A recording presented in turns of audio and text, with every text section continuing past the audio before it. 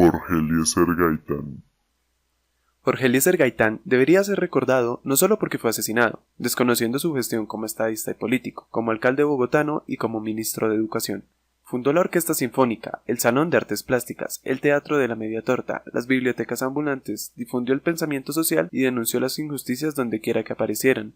Dictó clases magistrales de Derecho en los juzgados y fue además maestro de oratoria. Escribió como un escultor y vivió con pasión su vida sentimental. La importancia histórica de Jorge Eliezer Gaitán no radica en que hubiera podido ser presidente de Colombia de no haber sido asesinado el 9 de abril, sino en lo que representó como dirigente político, en la huella que dejó en el país. Un repaso de los principales momentos de su vida ilustra esta afirmación. En su tesis de grado como abogado de la Universidad Nacional en 1924, Gaitán se declaró socialista y hasta incorporó muchos de los postulados marxistas en su lectura de la realidad. Sin embargo, no propondría un cambio radical del sistema, sino una transformación gradual que beneficiaría no solo a las clases populares, sino a sectores y medios de empresarios. Para ello proponía apoyarse en el Partido Liberal.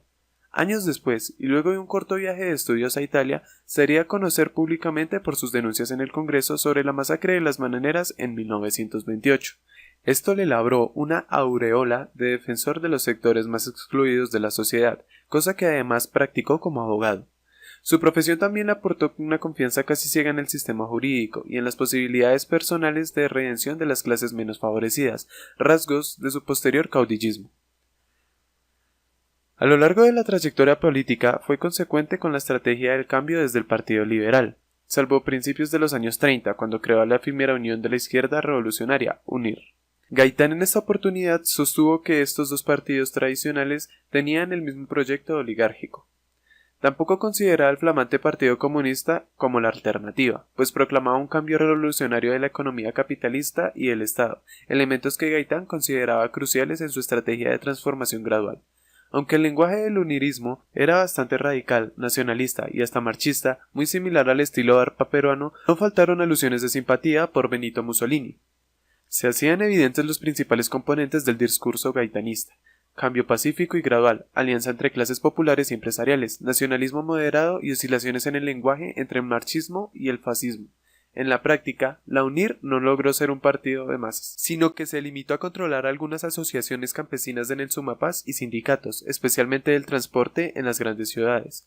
Luego del fracaso electoral de 1934, Gaitán retomó las filas liberales para no apartarse más de ellas.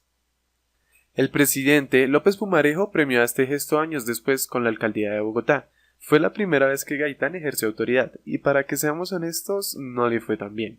Al llevar prácticas de ideas de educación del pueblo, le otorgó la prioridad a la higiene y a la presentación personal como símbolos de mejoramiento social. Por ello prohibió el uso de ruanas y alpargatas en la ciudad e intentó uniformar a lustrabotas y choferes. Estos, en respuesta, organizaron una huelga que lo obligó a renunciar.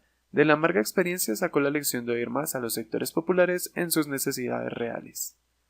Su paso posterior por los ministerios de Educación y de Trabajo fueron más exitosos y le garantizó simpatías de maestros y trabajadores de base. Cuando la segunda administración de López Pumarejo estaba derrumbándose, Gaitán se lanzó a la oposición denunciando duramente a su antiguo benefactor y sus aliados, el comunismo y la CTC entre ellos.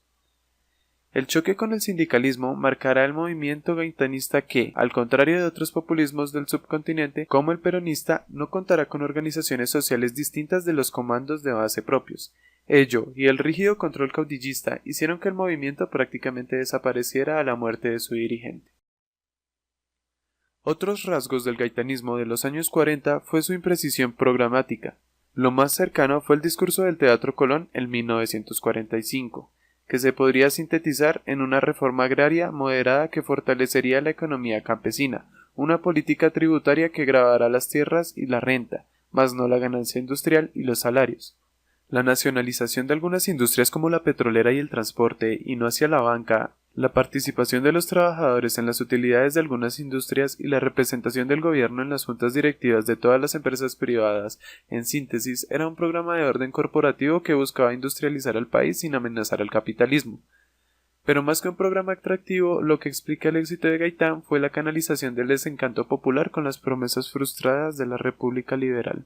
A pesar de lo impreciso y moderado del programa de gobierno, Gaitán asustó a las élites de los dos partidos. posiblemente por la eficacia con la que movilizó a los sectores excluidos de la ciudad y el campo, sin distinciones de color político.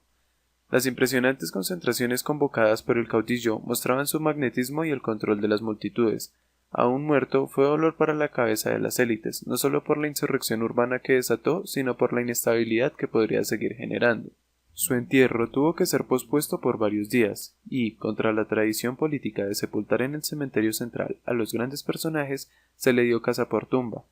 Con el tiempo se trató de borrar su herencia por la combinación del olvido con la integración que se quedó en sus cuadros, así como algunos elementos programáticos al Partido Liberal.